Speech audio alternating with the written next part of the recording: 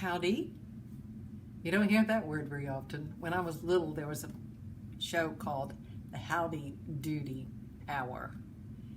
And Howdy Doody was a charming person for a kid's show. And I like that Howdy Doody consciousness. It's kind of folksy. It takes you in, even if you don't know someone. It says howdy. It's like very personal. And I hope that this prosperity team is personal for you, because you are a member of the prosperity team if you are watching this video.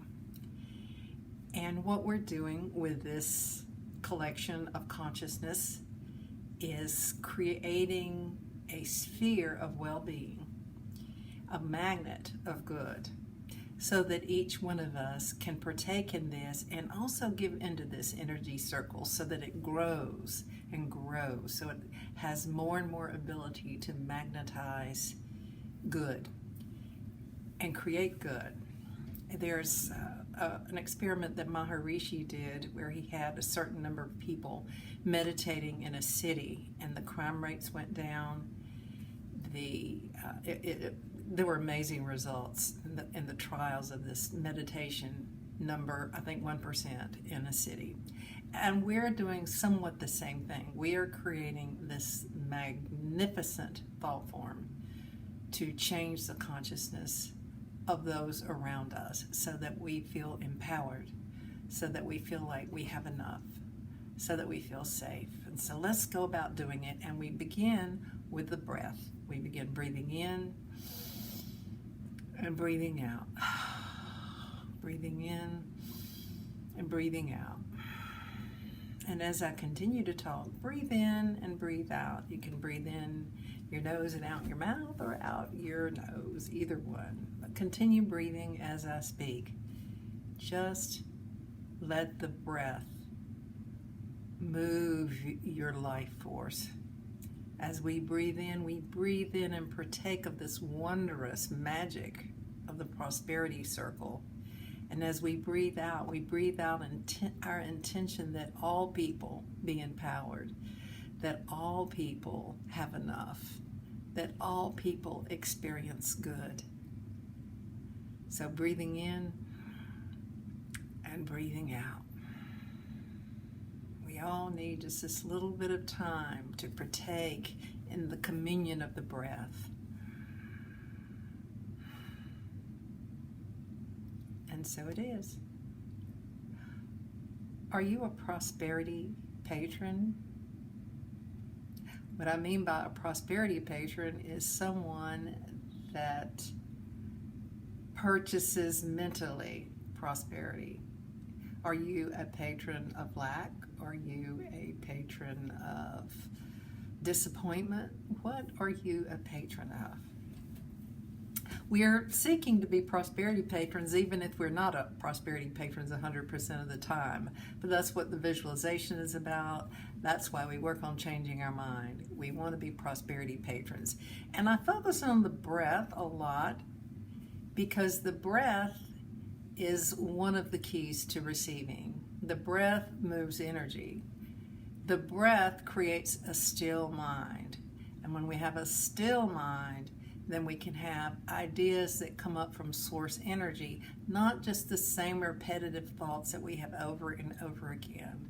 The breath helps us retrain our mind so that we can have new and different thoughts. Notice if you begin to pay attention to your breath throughout each day, that things will begin to turn in a different way. Things will get easier.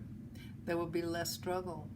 There will be more good, because as we get our thoughts away, and our thoughts are shields against our own good. The thoughts, the repetitive thoughts, the habitual thoughts, they form this wall. And we form this wall to protect ourselves, but not only do they keep out the bad, they keep the good out too. And the walls that sometimes may have served us are no longer any good. Maybe when we were 3 years old, it worked pretty good because we had adults shouting at us. We were in a place that was dangerous for us. But as adults, we need to take the wall down, and the breath is a way to begin taking the wall down. And as I said, as the wall comes down, we begin to let our good come in.